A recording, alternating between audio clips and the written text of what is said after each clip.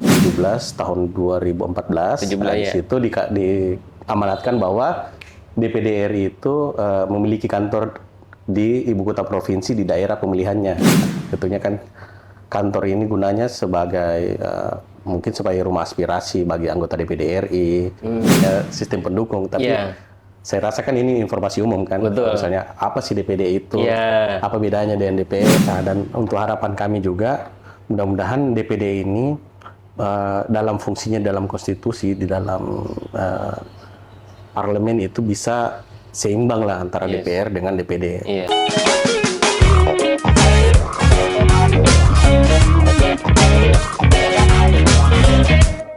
Halo kata kunci, apa kata kunci hari ini? Jadi di video kali ini kita lagi dalam suasana yang baru lagi. Kita lagi jalan-jalan berkunjung ke salah satu kantor yang ada di Kota Makassar. Nanti kita banyak membahas tentang kantor apa ini, di mana ini, dan untuk apa kantor ini. Ya, sebelumnya kita akan berdiskusi atau berbincang-bincang dengan salah satu pemilik, bisa dikatakan pemilik kantor ini, pimpinan, untuk mendiskusikan apa saja yang akan kita bahas nanti ke depan. Ada Pak Victor, bagaimana kabar ini Kak? Ya, Karibah. Baik. Baik, Ji. Baik, Ji. Alhamdulillah. Alhamdulillah. Bagaimana kesibukan aktivitas hari ini Kak? Ya, seperti biasa, lancar. Ya, pagi-pagi harus masih semangat kan? Harus semangat. Iya, masih muda. Lihat saya masih semangat anak muda nih, Pak. Harus begitu. Iya. Tunggu dulu, Pak. Umur tak berapa nih sekarang? Karena saya lihat ini masih cerah sekali gitu. Waduh. Kalau saya usia sudah 35 tahun. Masih terbilang muda berarti ya? Ya. Masih terbilang muda nih. Iya. Kira-kira. Jadi kan lagi kita ada di kantor DPD ini kata? Ya. Iya, kantor DPD. Cuman kan kan setahunya orang Kak, kantor DPD itu ada di Jakarta. Ya.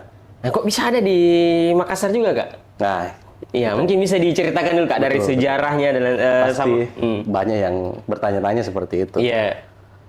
Jadi keberadaan kantor DPD di ibu kota provinsi ini sebenarnya amanat dari Undang-Undang MD3. Iya. Undang-Undang 17 tahun 2014. Nah, di situ diamanatkan bahwa DPD RI itu memiliki kantor di ibu kota provinsi di daerah pemilihannya. Oh. Ya, jadi itulah dasarnya kenapa ada kantor DPD RI. Iya. Nah, dan kemarin bulan Maret kemarin sudah ada perpresnya, peraturan presiden. Iya. Terkait dengan di tahun ini Kak? Iya, baru. Iya, oke. Terkait dengan Sekretariat Jenderal DPD RI, di mana sudah menyebutkan nomenklatur kantor DPD RI di ibu kota provinsi. Oh, jadi masing-masing kayak di Makassar, di Surabaya, gitu. Ya, masing-masing di ibu kota provinsi gitu. Di ibu kota provinsi, termasuk Jakarta ada juga kantor daerahnya, walaupun di sana juga ada. Walaupun di sana kantor pusatnya kan? ada, tapi ada juga kantor daerahnya. Oh, gitu. Jadi kan kita juga mendukung dengan tugas-tugas anggota DPD RI di daerah pemilihannya. Misalnya di sini Sulawesi Selatan ya, kami tentunya sebagai supporting system, sistem pendukung terhadap. Kalau bilang kalau bilang untuk apa Kak? Misalnya orang bertanya, untuk apa adalah kantor lagi di sini gitu? Iya. Kira-kira untuk apa nih Kak? Misalnya ada kantor di perwakilan masing-masing ibu kota provinsi. Oke. Kan di samping dengan mengamanat dari undang-undang itu, artinya dengan adanya kantor ini, kita kan perwakilan daerah. Yes. Ya, tentunya kan kantor ini gunanya sebagai mungkin sebagai rumah aspirasi bagi anggota DPD RI. Nah, terus misalnya anggota DPD RI kan pasti ke masyarakat, ke daerah. Langsung, beliau, Bapak Ibu ini menyerap aspirasi.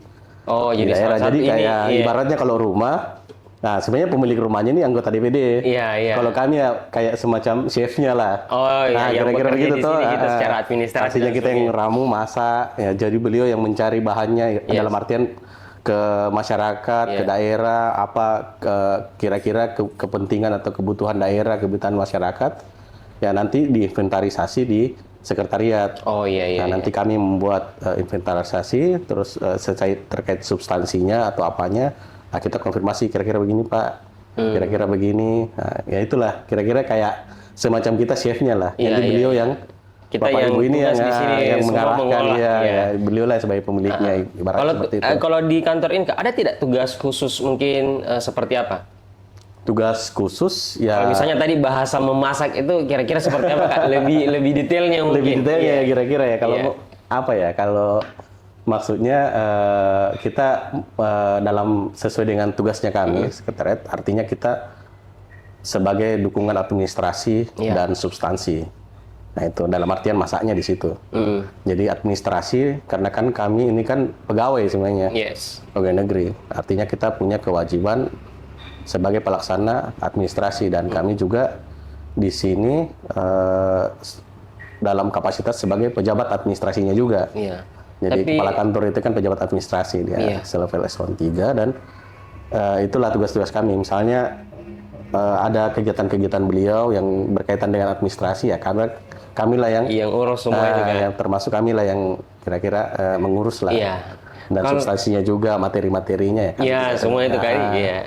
Jadi kalau misalnya kunjungan pasti datang ke sini juga Kak. Kalau misalnya ada tugas di daerah sini, Ya. datangnya juga ke sini biasa anggota-anggota DPD Kak. Nah, tidak mesti sih seharusnya. Oh, tidak mesti seharusnya. Tapi kan dukungan itu kan tidak mesti harus di kantor. Oh iya. Kantor ini kan lebih sifatnya administratif loh. Oh berarti komunikasi bagaimana perkembangan sekarang terkait tentang administrasi mungkin Ya, kurang lebih kayak terkait dengan gitu. kegiatan-kegiatannya anggota Bapak Ibu anggota toh. Oh iya Kan iya. beliau sudah misalnya ada kegiatannya di sini. Iya. Nah,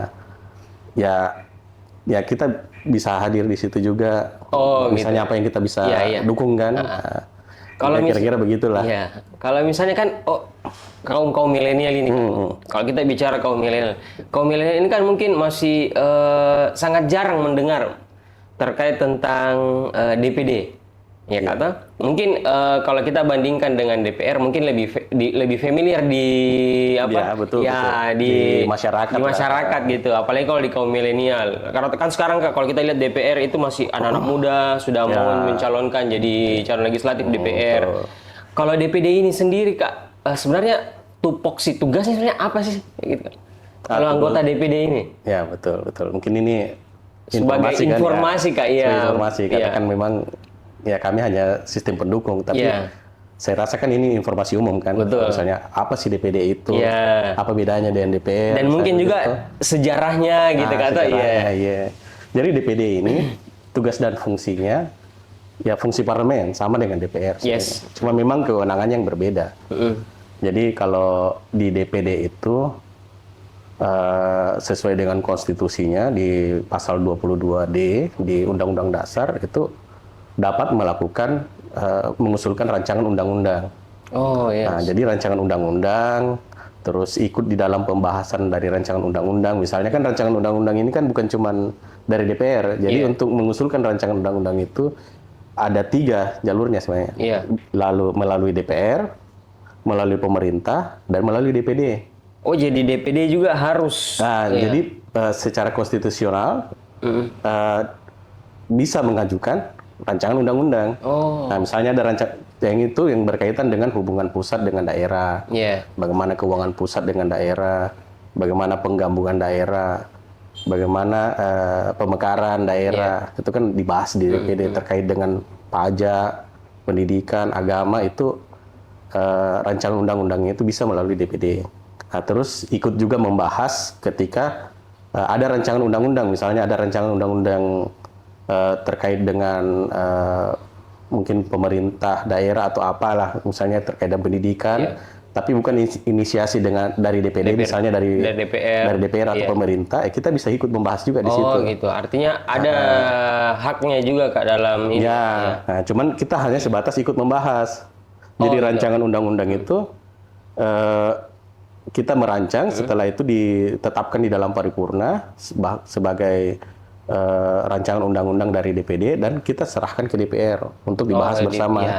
Nah, tetapi pada prosesnya nanti itu diundang-undangkan itu pada sidang paripurnanya DPR. Oh gitu. Tetap ke DPR-nya. Ya, tetap ke DPR ujungnya. Nah, jadi memang kewenangannya berbeda di situ. Oh iya. Jadi kan DPD ini mengadopsi sistem bicameral sistem parlemen. Jadi sistem parlemen 2 kamar. Yes. Jadi kita punya kamar 2 parlemen kan. Iya. Nah, Ada DPR. kamarnya DPR, kamar pertama, kamar DPD. Iya. Jadi dua kamar ini, cuman ya itulah kewenangannya berbeda. Jadi kita sama-sama parlemen, tetapi punya kewenangan iya, yang berbeda, kewenangan itulah yang intinya. berbeda, iya. Jadi kan dia yang bisa mengundangkan itu tentunya di DPR, tapi di DPD itu mengajukan rancangan undang-undang, ikut membahas, dan termasuk juga dapat melakukan pengawasan terhadap undang-undang yang sudah berlaku kan. Iya. Misalnya ada terkait dengan kesehatan kah, atau pendidikan kah, atau terkait dengan agama. Kan baru-baru kemarin kita di kantor gubernur membahas tentang haji, undang-undang haji, pengawasan itu dari Komite 3. Yes. Nah, dari Komite 3 itu bahas terkait undang-undang haji. Nah, dari hasil-hasil itulah kita nanti akan ditindaklanjuti. Nah, ditindaklanjutinya seperti apa? Bisa dari dengan mengundang kementeriannya, melalui rapat dengar pendapat, atau mengusul hasil dari pengawasan itu diusulkan lagi ke DPR. Kalau misalnya kayak kemarin ini Kak, yang ribut, yang santer berita terkait tentang Omnibus Law, itu DPD ikut juga? Oh iya, betul. Ikut Omnibus Law, ya Iya. betul. Karena kan sebelum saya di kantor DPD ini, saya juga di alat kelengkapan DPD RI di sana. Alat kelengkapan itu ya itulah yang bekerja. Oh, berarti sebelumnya kita di Jakarta Kak? Saya di Jakarta. Oh, gitu. Iya. Jadi kan saya penugasan di sini tuh baru ya efektifnya sekitar 2 bulan lebih. Oh, baru juga. Baru di Tapi kita sini. asli mana nih Kak? Kalau saya aslinya di Mamasa sebenarnya. Oh, asli Mas. Berarti Sulawesi lama Barat, Miki orang di Barat. Iya, orang Provinsi Sulawesi Barat. Berarti lama Miki, berapa tahun Kak di Jakarta? Saya di Jakarta itu saya semenjak lanjut program Pascasarjana S2 dari tahun 2010. Ambilnya di Setelah Jakarta itu, emang, Kak? Ya, di Jakarta. Saya masuk di DPD itu, bergabung di Sekretariat Jenderal DPD itu tahun 2013. 2013. Nah, saya masuk di situ, ya itulah.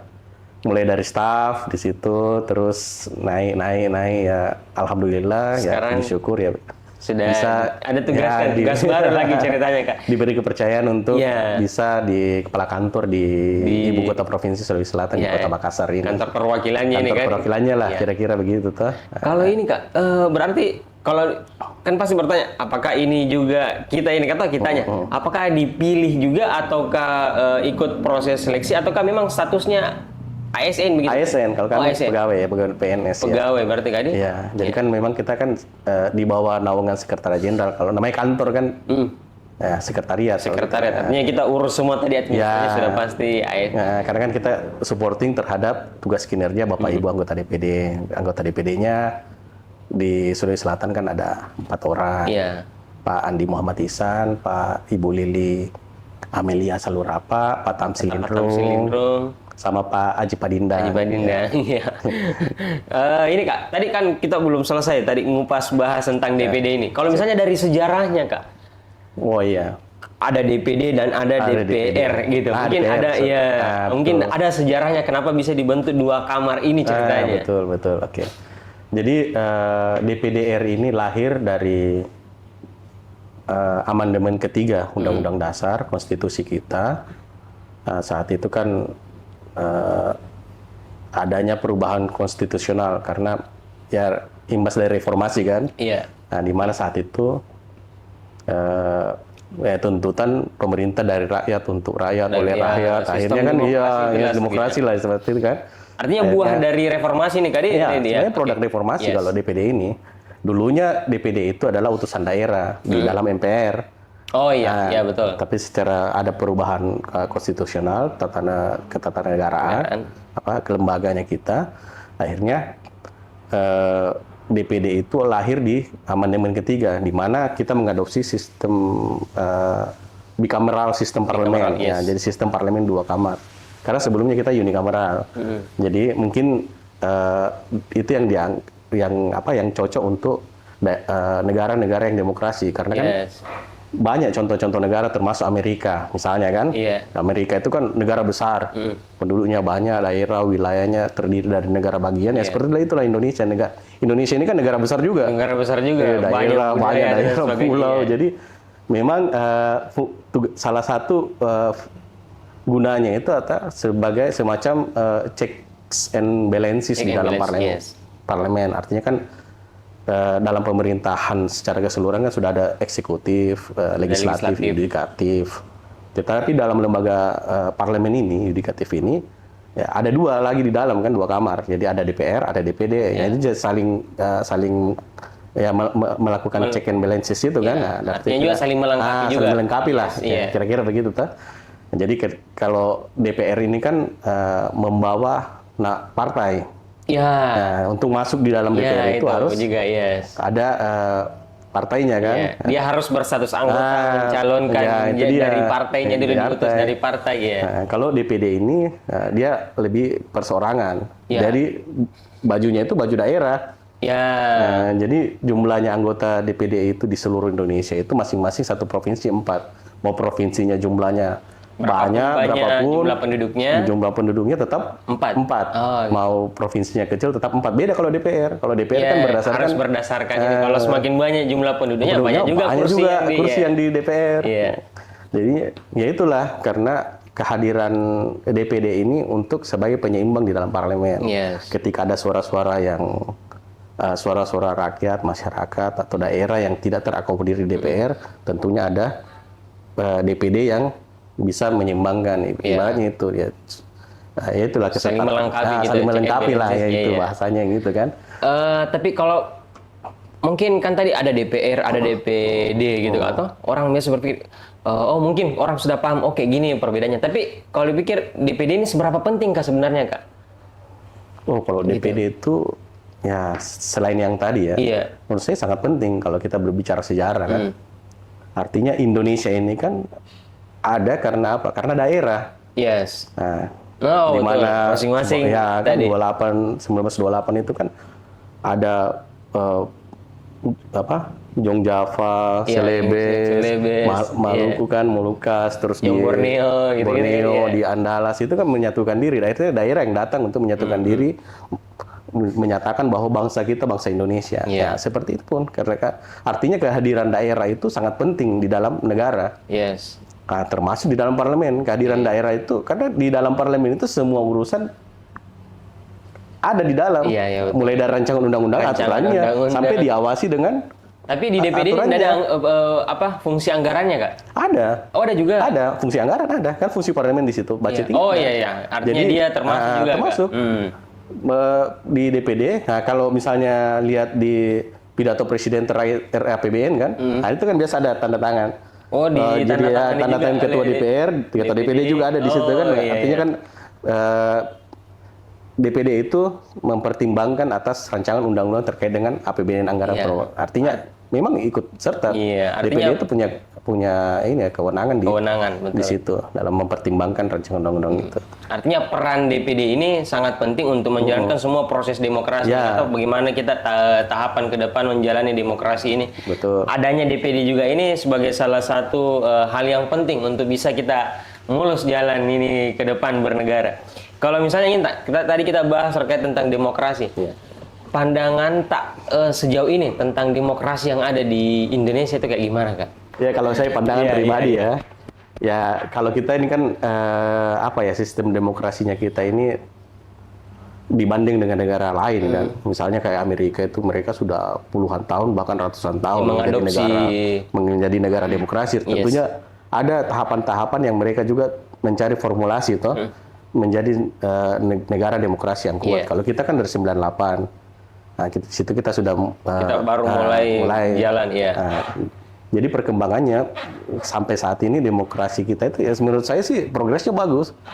Ya inilah artinya kan hak-hak suara kita rakyat itu lebih minimal lebih banyak terdengar misalnya.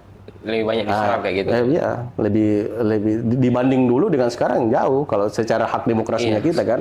Misalnya kejadian yang di Lampung kan, yang orang viralkan segala macam itu kan bisa langsung terbahas dan langsung ditindaklanjuti. Bahkan Bapak Presiden langsung ke Lampung saat itu buat jalannya. Itulah maksudnya hasil-hasil dari demokrasi. Artinya kita mempunyai kebebasan bersuara itu didengar sama pemerintah. Nah, coba bandingkan yang dulu sebelum kita demokrasi kan pasti tidak Artinya ada juga pengaruh. Kalau tadi kita bilang yang artinya di kita Lampung. punya kebebasan Iya, untuk bersuara kan. betul. Artinya juga tadi kita bilang di Lampung, kejadian yang ada di Lampung itu kan yang viral bisa langsung didengar. Iya. Itu mungkin juga karena ada pengaruhnya, demokrasi ini juga bisa ke depan, bisa proses bertahapnya itu meningkat. Berarti ada juga karena faktor teknologi mungkin Kak ya? Ya, Ya sekarang ini dukungan kita teknologi lihat. juga. Tapi kan memang kan ada juga negara mungkin teknologi Masih teknologi kan ini kan terbatas. mendunia kan. Iya, iya. Tapi kan ada juga negara yang memang terbatas, misalnya dia mengadopsi sistem yang bukan demokrasi kan. Yes. Artinya walaupun dia bersuara kayak bagaimana, kalau misalnya Susah juga belum tentu didengar sama betul, pemerintahnya betul, kan. betul. Artinya keterbukaannya kita aja ini ke iya, depan. jadi kalau keterbukaan ini kan teknologi kan pasti merata kan, Iya, seluruh dunia ada. Cuman ya artinya kan dari respon itu akhirnya masyarakat semua, oh iya harusnya ini. Artinya kita punya suara semua Iya, ini. iya. Walaupun memang kita dalam berdemokrasi ada juga batasannya tuh, Iya. karena kan memang ada undang-undang ya supaya ya itulah makanya kenapa ada undang-undang ini. Kayak misalnya apa yang kayak sistem informasi atau apa Harus seperti dibatasi, ini ya. dibatasi karena biar kita bersuara itu ya tidak ya Tidak kita bisa semena-mena, bertanggung jawabkan iya, apa yang kita bilang tidak tuh semena-mena, gitu. jangan sampai bahasa kotor Ya apa itulah semua yang ya keluar. seperti itulah kan perjalanan Iya, demokrasi begitu Mi. Nanti ada ternyata ada seperti ini. Iya. Oh kita harus buat aturannya supaya orang tidak seenaknya saya bicara begitu toh. Nah ternyata dengan adanya perjalanannya demokrasi di situ Mi, dibuatlah aturannya supaya ya, nanti kan akan menuju ke demokrasi yang mungkin yang sudah mapan lah istilahnya begitu. Artinya sistemnya sudah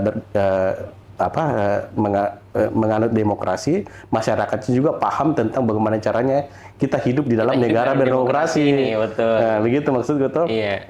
Jadi itu dan kita juga tahu, oh ada aturannya begini, Ya. saya nggak bisa ngomong sembarang ini Iya. karena takutnya ada saya ini karena ada aturan ini aturan itu. Jangan karena bilang kita demokrasi bebas berpendapat, Ya, maunya, semua tidak ada maunya kita batasan. ngomong. Iya, Nah, betul. jadi kan itu formalisasi itu kan itulah tahapan-tahapan untuk kita menjadi Iya.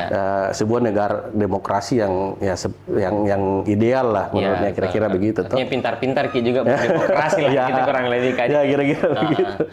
Mungkin bagian kita mas tadi sudah bahas terkait tentang keberadaannya, sejarahnya juga mungkin kemudian kita bahas seberapa penting kayak ini DPD. Kalau misalnya ini Kak, kendala sejauh ini, mau itu kendala infrastrukturnya Kak atau infrastruktur terkhusus mungkin Kak kalau di kantor ya. ini. Ya kalau kami kantor DPD ini kan kendala-kendalanya tentunya pasti dengan beban tugas sesuai amanat undang-undang kan semua urusan sebenarnya kita bisa kerjakan di DPD ini kan. Nah, termasuk kami kantor ini kan tentunya menjadi yang meramu yang Iya. menjadi supporting sistemnya pendukungnya kan. Ya itulah kalau secara strukturnya ya kami mungkin pegawainya masih terbatas seperti itu. Kalau di sini ada berapa ini Kak? Kalau kami di sini ada 11 orang. 11 orang. Nah, dan pegawai negeri ya baru saya sebenarnya Oh, yang di gitu. sini yang ditugaskan. Kalau secara struktur kan, Iya, iya. ya itu kendalanya di situ karena kan kita mau istilahnya kalau kita mau idealnya seperti apa, ya tentunya kan ada juga strukturnya yang memadai. Nah, terus kita secara infrastruktur juga kantor ini kan masih banyak yang belum kenal juga kan. Ya itu penting. Nah, ini. itu juga. Gimana Memang kira-kira ya? dengan adanya kata kunci ini, artinya kan kita juga kesempatan bisa mempublikasikan Bisa bahwa ada mempublikasikan. balai kantor Iya. di Makassar kantornya DPD. Artinya kan ya, sebenarnya apapun urusannya bisa kan semacam rumah aspirasi lah ini bagi DPD RI. Jadi ketika ada aspirasi tentunya kami akan melaporkan kepada Bapak Ibu anggota. Karena kan di dalam DPD ini ada juga alat kelengkapan istilahnya. Alat kelengkapan itu yang itulah yang bekerja. Misalnya kalau di DPR kan namanya komisi. Komisi, yes. Nah, Iya. kalau kita namanya komite. Kalau di DPD itu namanya komite. Dia kayak gimana tuh Kak? Kalau komite itu? Komite kan, dan komite ini kan nanti ada bidang-bidang kerjanya, ada sendirinya mitranya. juga, Misalnya oke. komite 1. Itu lebih fokus kepada pemerintahan daerah. Terkait dengan pertahanan, keamanan di situ. Misalnya mitranya ke TNI Pertanahan. Nah, komite 2 itu lebih kepada infrastruktur. Misalnya Kementerian PUPR, yes. PUPR kan. Iya. Terus dengan terkait dengan sumber daya mineral, sumber daya alam. Berarti ada juga yang ke pendidikan. ekonomi gitu Kak? Ada juga ekonomi. Komite 3 terkait dengan sosial, pendidikan, budaya, agama di situ. Nah, komite 4 itu berkaitan dengan anggaran. Keuangan juga mungkin itu Kak. Tindak lanjut hasil misalnya dari BPK.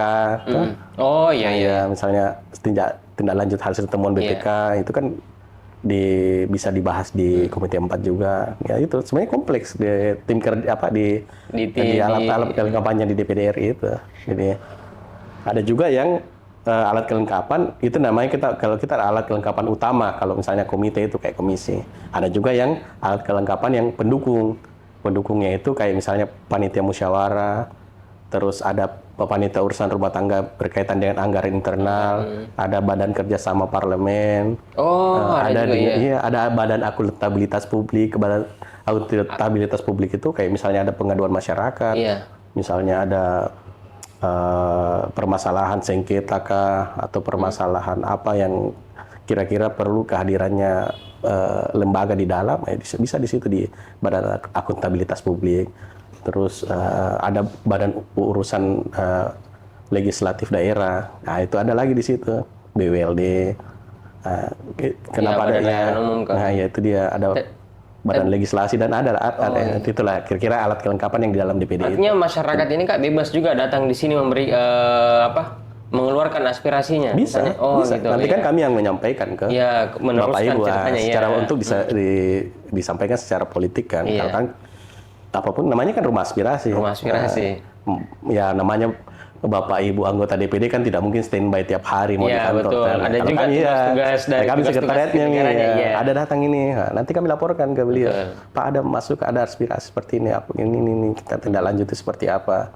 Untuk melancarkan proses kerjanya juga DPD. Sesuai dengan tugasnya kita yang diamanatkan sama konstitusi dan undang-undang kan. Artinya apakah bisa dalam bentuk pengawasan undang-undangnya kah atau apakah, atau bisa nanti untuk sebagai inventaris untuk rancangan undang-undang ke depannya, misalnya suatu saat kita mau rancang undang-undang ini, nah ada pernah aspirasi ini, ada informasi ini yang dari situ lah awal-awal mulanya kan. Oke Kak, mungkin bagian dari terakhir ini, kalau misalnya harapan ini Kak ke depan, misalnya untuk masyarakat umum lah, secara umum mungkin gambarkan bagaimana harapan supaya kita bisa bekerja sama, mungkin kurang lebih kayak gitu Kak, apa kira-kira? Kalau saya pribadi mengharapkan kalau kedepannya secara struktur dan infrastrukturnya nanti kantor DPD ini bisa lebih baik, karena kan namanya pengembangan organisasi toh. Masih bertahap kan namanya kan bertahap, jadi tidak mungkin ada lembaga ini langsung betul-betul ideal begitu. Tentunya ada proses, semuanya kan by proses semuanya. Mudah-mudahan dan fungsi-fungsinya juga bisa jalan dalam menerima aspirasi masyarakat, menerima aspirasi daerah. Dan untuk harapan kami juga mudah-mudahan DPD ini dalam fungsinya dalam konstitusi, di dalam parlemen itu bisa seimbang lah antara DPR dengan DPD. Nah, karena apa? Karena biar ada checks and balances itu tadi, seimbang. Artinya kan ini bukan persoalan siapa yang lebih punya ini, tapi kan ini kan kepentingan daerah semua. Betul. Sama-sama tujuannya, sama-sama kita mau jalankan ini demokrasi yang bagus. Demokrasi yang bagus, sama-sama mau menghasilkan undang-undang yang bagus, sama-sama kita menghasilkan pengawasan atas undang-undang yang bagus. Jadi dengan adanya kesetaraan kewenangan itu, artinya kan DPD itu bisa mengisi kira-kira yang tidak, yang mungkin yang loss lah, yang masih kurang yang ada di DPR. Karena kan DPR itu lebih cenderung ke pasti partai. Kalau DPD itu pasti bawa daerah. Karena pengalaman, Linda, karena kami ini kan sekretariat toh. Mungkin kita ada dalam situ, mungkin lihat saya di TV rasa. Kalau misalnya di TV toh, setiap DPR membahas itu pasti kelihatan kalau misalnya partai ini. Ribut kalau ribut-ributnya kalau saya partai ini pasti, misalnya saya bukan yang pro dengan pemerintah, contohnya begitu toh. Pasti akan kelihatan saya partai ini akan pasti tidak pasti ada anilah yang misalnya tidak sejalan informasi. Bisa langsung terlihat ternyata ini kontra, ini yang pro gitu, kelihatan gitu. Tapi kalau di DPD yang saya lihat maksudnya itu lebih cenderung mereka pasti akan berbicara tentang daerahnya. Ke daerahnya, Iya. betul. Ketika kita rapat dengar pendapat dengan menteri misalnya kan. Oh iya, saya di daerah saya seperti ini, saya temukan seperti ini, ada pembangunan ini yang tidak sesuai ini iya. di provinsi ini. Jadi itu. Itulah pentingnya saling Itulah melengkapi. pentingnya DPD. Selain ada dari partai, ada dari daerah, Kak. Karena kan kalau di DPR kan pasti berbicara skopnya lebih luas dan terkadang ada sekat fraksi kan di dalamnya. Nah, ketika fraksinya tidak sepakat dengan ini, ya tentunya kan pasti dia akan berargumen sesuai dengan kesepakatannya di dalamnya kan, kira-kira begitu. Iya. Tapi kalau di DPD itu tidak ada batasan fraksi. Iya. Jadi 136 anggota DPD itu ya bebas terserah. Jadi dia berbicara itu masalah daerah. kebanyakan memang daerahnya yang pasti yang dibicarakan. Ya misalnya saya bagaimana pembangunan Sulawesi Selatan seperti apa, seperti apa. Terus ada juga tugasnya yang mungkin saya lupa tadi sampaikan, tugasnya DPD RI itu kan di perubahan Undang-Undang MD3 di Undang-Undang Nomor 2 tahun 2018, di mana DPD itu tugas dan fungsinya bertambah. Jadi DPD itu dapat melakukan pemantauan dan monitoring terkait dengan rancangan Perda dan Perda di daerah. Oh, jadi bisa. Jadi bisa lewat DPD juga bisa. Jadi dia bisa cek apakah ini sesuai kayak gitu-gitu ya? Ya kan artinya bukan dalam artian DPD hadir untuk menguasai dalam artiannya dalam apa ya kira-kira kayak polisi lah. Ya, merecoki, tapi kan itulah bahasanya ya.